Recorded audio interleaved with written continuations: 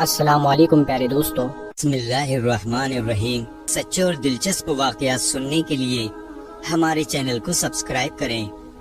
آج ہم آپ کو اس ویڈیو میں حضرت ارمیہ علیہ السلام کا سارا واقعہ بتائیں گے۔ حضرت ارمیہ علیہ السلام خدا کے نبی تھے۔ ان کے والد کا نام خلیقہ تھا۔ یہ بنی اسرائیل میں حضرت شعیہ علیہ السلام کی شہادت کے بعد مبعوث ہوئے تھے۔ بنی اسرائیل جو حد سے زیادہ نافرمانیاں کرنے لگ گئے تھے، حضرت ارمیہ علیہ السلام نے بنی اسرائیل کو مخاطب کر کے فرمایا کہ خدا نے کہا ہے، میں اپنی عزت و جلال کی قسم کھا کر کہتا ہوں کہ اگر وہ اپنی حرکتوں سے باز نہ آئے تو میں انہیں ایسی آزمائش میں مبتلا کر دوں گا کہ بردبار اور اوکلا حیران ہو جائیں گے، اور ان پر ایسے شخص کو مسلط کر دوں گا جو سخت جابر اور سخت دل ہوگا۔ پھر وہ بے شمار فوج کے ساتھ ان پر پل پڑے گا اور انہیں اس طرح تباہ و برباد کر ڈالے گا کہ یہ تو درکنار ان کی نسلیں بھی سنبھل نہ سکیں گی۔ حضرت ارمیہ علیہ السلام نے خدا کا سارا پیغام پہنچا دیا، لیکن سخت رنجیدہ ہوئے اور بے پناہ گریہ کیا اور کہا، مالک میں گزارش کرتا ہوں کہ بنی اسرائیل کو تباہ نہ فرمایا جائے۔ ان کی اس درخواست پر خداوند عالم نے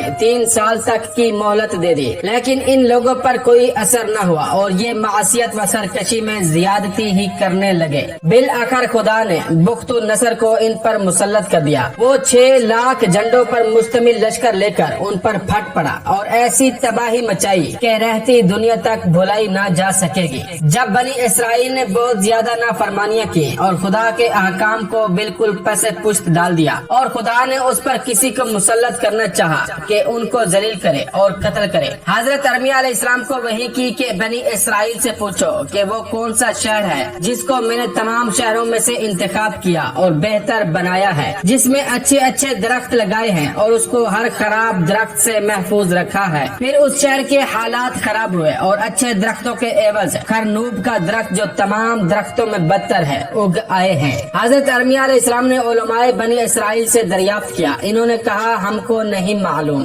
آپ خدا سے ہمارے لیے معلوم کیجئے۔ حضرت ارمیہ علیہ السلام نے 7 روزے رکھے، پھر دعا کی۔ خدا نے وحی فرمائی کہ وہ شہر بیت المقدس ہے اور وہ درخت بنی اسرائیل ہیں جن کو میں نے اس شہر میں آباد کیا ہے، لیکن چونکہ انہوں نے میری نافرمانی کی اور میرے دین کو الٹ پلٹ دیا اور ناشکری کی، لہٰذا میں اپنی ذات مقدس کی قسم کھاتا ہوں کہ ان کو ایسی سخت بلاؤں کے ذریعے معرض امتحان میں لاؤں گا کہ صاحبان عقل و دانا حیران رہ جائیں گے، اور اپنے بندوں میں سے ایک شخص کو ان پر مسلط کروں گا جو بدترین نطفے سے پیدا ہوگا، جس کی غذا بھی بدترین اشیاء ہوں گی۔ وہ ان کے مردوں کو قتل کرے گا اور ان کی عورتوں کو اسیر کرے گا اور بیت المقدس کو خراب کرے گا جو ان کا خانہ شرف و عزت ہے، جس پر وہ فخر کرتے ہیں، اور اس پتھر کو جس پر تمام دنیا میں ناز کرتے ہیں مزبلوں پر ڈال دے گا، اور یہی حالت 100 سال تک رہے گی۔ حضرت ارمیہ علیہ السلام نے بنی اسرائیل کو اس امر سے آگاہ کر دیا۔ انہوں نے دوبارہ درخواست کی کہ یا حضرت، خدا سے پوچھیے کہ فقراء و مساکین اور غرباء کا کیا گناہ ہے کہ وہ بھی اس بلا میں گرفتار ہوں گے۔ حضرت ارمیہ علیہ السلام 7 روز تک ایک لقمہ کھانے پر اکتفا کرتے رہے، لیکن ان کو وحی نہ ہوئی۔ تو حضرت ارمیہ علیہ السلام نے 7 روزے رکھے تو خداوند متعال نے ان پر وحی فرمائی کہ اے ارمیہ،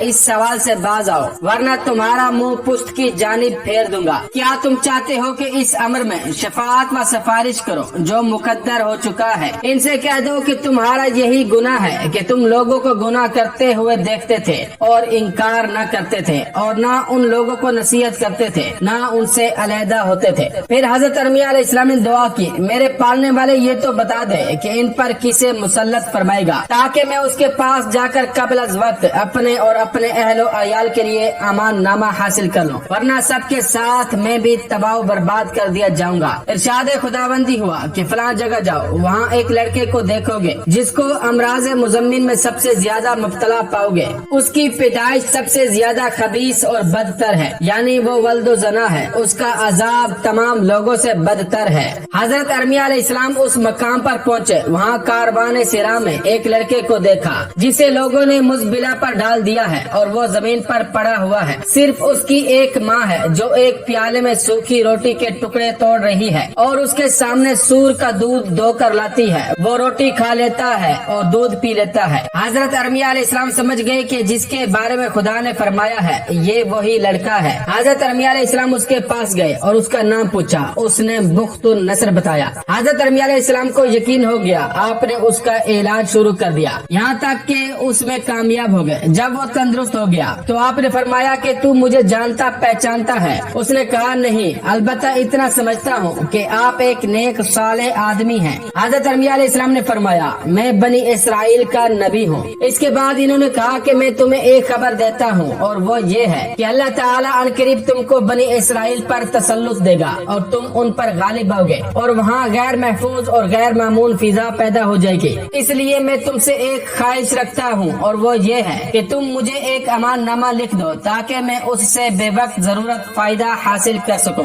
उसने अमान नामा लिखवा दिया। हजरत अरमिया अलैहिस्सलाम तो चले आए और वो अपनी जिंदगी के दिन गुजारने लगा, यहाँ तक कि जवान हुआ। उसका गुजर बसर जंगल और पहाड़ की लकड़ी लाने पर था। वो अपना पेट भी पालता था और वो लोगों को बनी इसराइल के खिलाफ उभारता भी था, यहाँ तक कि उसके हमरा जमीयत हो गई और वो बड़ी ताकत का इंसान बन गया और न जाने कैसे बादशाह बाबुल बन गया। फिर मौके से उसने बैतुल मुकद्दस पर चढ़ाई कर दी और बेशुमार अफराद अतराफ से आकर उसके हमरा हो गए। हजरत अरमिया अलैहिस्सलाम को जब मालूम हुआ कि वो आ रहा है और बेपनाह लश्कर लेकर आ रहा है तो हजरत अरमिया अलैहिस्सलाम अमान नामा लेकर उसके रास्ते में खड़े हो गए, लेकिन लश्कर की कसरत की वजह से उसके पास किसी सूरत से न पहुंच सके। तो इन्होंने ये तरकीब की कि अमान नामे को एक लकड़ी में बांधकर बुलंद किया। जब उसकी नजर उस पर पड़ी तो उसने बुला भेजा। आपने उसके सामने अमान नामा पेश किया। उसने पूछा कि आप कौन हैं? इन्होंने फरमाया कि मैं वही शख्स हूँ जिसने अदालत की हालत में तेरा इलाज किया था और तूने मुझे आड़े वक्त के लिए अमान नामा दिया था। उसने कहा मैंने आपको अमान दे दी, लेकिन आपके बाल बच्चों के लिए अमान मशरूत है। अब मैं यहाँ से तीर फेंकता हूँ, अगर ये बैतुल मुकद्दस तक पहुँच गया तो उनके लिए अमान न होगी और अगर न पहुँचा तो उनके लिए अमान होगी। गर्ज ये कि उसने वहाँ से तीर फेंका और वो बैतुल मुकद्दस तक जा पहुँचा। उसने कहा कि उनके लिए कोई अमान नहीं है। हजरत अरमिया अलैहिस्सलाम सख्त परेशान हुए और इन्होंने खुदावंद आलम की तरफ रजू किया। अलगाज उसने बैतुल मुकद्दस पर हमला करके उसे फतह कर लिया और जो तबाही मुमकिन थी सब कर दी। इमाम सोलबी लिखते हैं कि बुख्तुन नसर ने बे इंतहा कत्ल व गारत किया, बेशुमार हाफिजीन तौरात कत्ल किए और बेशुमार अफराद को कैद किया, जिनमें सिर्फ बच्चे 70,000 थे, जिनमें हजरत दानियाल अलैहिस्सलाम, कानियान, गराजिया और मशाइल शामिल थे। मुआरिखीन का कहना है कि बुख्तुन नसर ने वहाँ की आबादी को 3 हिस्सों में तकसीम किया था। एक हिस्से को शाम में छोड़ा, एक हिस्से को कैद किया और एक को कत्ल कर दिया। ये सलूक उन लोगों के साथ किया जो अंधाधुंध कत्ल व गारत से बच गए थे। फिर वो सारा कुछ लेकर बाबुल चला गया जो बैतुल मुकद्दस में था।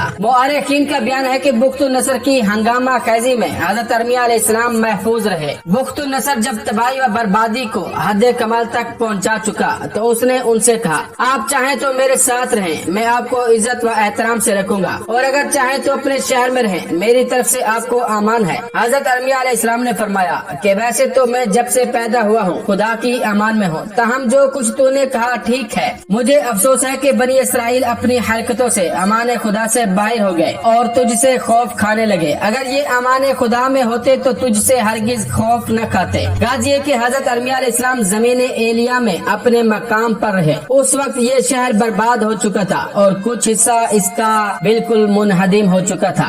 बनी इसराइल के बाकी ईमानदार लोगों ने जब सुना तो आपके पास जमा हो गए और अर्ज करने लगे या नबी खुदा, अब हमने आपको पहचाना कि आप हमारे पैगंबर हैं। आप हमको नसीहत कीजिए, हम आपके मुती व फरमा बरदार हैं। आपने इनको हुक्म दिया कि मेरे साथ रहो, खुदा तुम्हारी हिफाजत करेगा। वो कहने लगे कि हम बादशाह मिस्र के पास जाकर पनाह लेते हैं और उससे अपना तहफ़्फ़ुज़ चाहते हैं और अमान तलब करते हैं। हज़रत अरमिया अलैहिस्सलाम ने फरमाया कि ऐसी गलती मत करो, अब खामोश यहीं बैठे रहो। अमान खुदा बेहतरीन अमान है, तुम उसकी अमान से बाहर हो जाते हो और दूसरों की अमान में दाखिल होते हो। सुनो, ये तुम्हारे लिए मुनासिब नहीं है। बुख्त नसर के सामने बादशाह मिस्र की कोई हैसियत नहीं है। अगर तुम इससे अमान हासिल करोगे और बुख्त नसर ने उसमें मज़ाहमत की तो फिर तबाही के गड्ढे में गिर जाओगे। बेहतर यही है कि यही अल्लाह की अमान में पड़े रहो। लेकिन वो लोग एक न माने और हजरत अरमिया अलैहिस्सलाम को छोड़कर मिस्र के लिए रवाना हो गए और मिस्र के बादशाह से अमान के तालिब हुए। उसने इनको अमान दे दी। बुख्त नसर को जब मालूम हुआ तो उसने बादशाह को लिखा कि इनको कैद करके मेरे पास भेज दे, वरना जंग के लिए तैयार हो जा।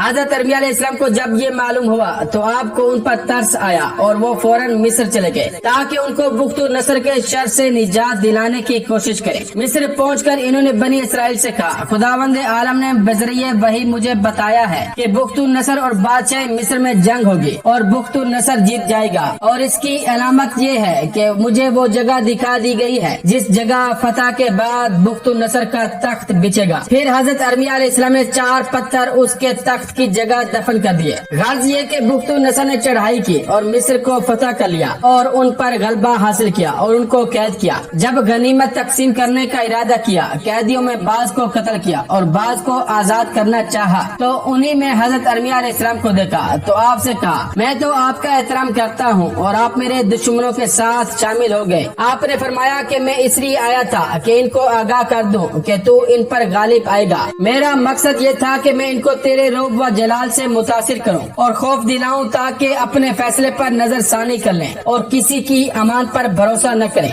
मैं ये सब ऐसी हालत में कर रहा था कि तू बाबुल में था। मैंने यहाँ पहुँचते ही तेरे तख्त की जगह भी इनको बता दी थी और तख्त के हर पाए की जगह एक एक पत्थर दफन कर दिया था और इन लोगों ने सब कुछ देखा था। इनके इस फरमाने पर बुख्त नसर ने तख्त हटवा कर उसके हर पाए की जगह खुदवाई। जब पत्थर बरामद हुए तो उसने हजरत अरमिया अलैहिस्सलाम के कौल व इरशाद को सही पाया और दुरुस्त समझा और हजरत अरमिया अलैहिस्सलाम से कहा कि अब मैं इनको इस वजह से कत्ल करूंगा कि इन्होंने आपकी तकजीब की और आपकी बातों का यकीन न किया। हजरत अरमिया अलैहिस्सलाम ने फरमाया, तुझे रहम लाजिम है। उसने एक न सुनी और सबको कत्ल कर दिया और बाबुल वापस चला गया। इस वाक़े के बाद हजरत अरमिया अलैहिस्सलाम एक अरसे तक मिस्र में मुकीम रहे। फिर खुदा ने वही की कि अपने शहर एलिया को वापस जाओ। चुनाचे वहाँ से रवाना हो गए। बाज रिवायात की बिना पर जब बैतुल मुकद्दस पहुँचे और उनकी बर्बादी मुलाहिजा की तो बोले कि खुदा कब और किस तरह इस शहर को आबाद करेगा।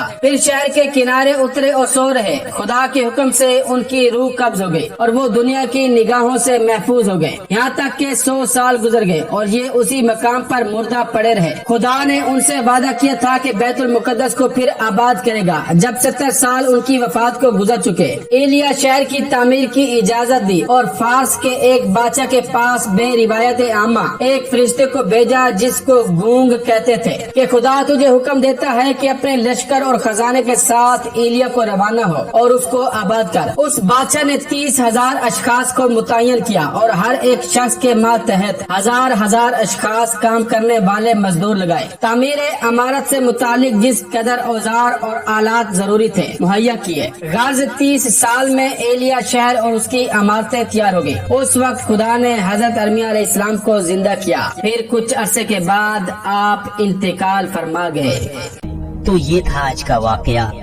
दोस्तों, अगर वाकया पसंद आया हो तो इस वीडियो को लाइक करें, कमेंट करें और शेयर करें और इसी तरह के सच्चे और दिलचस्प वाकयात सुनने के लिए हमारे चैनल को सब्सक्राइब करें। अस्सलामु अलैकुम वरहमतुल्लाहि वबरकातुहू।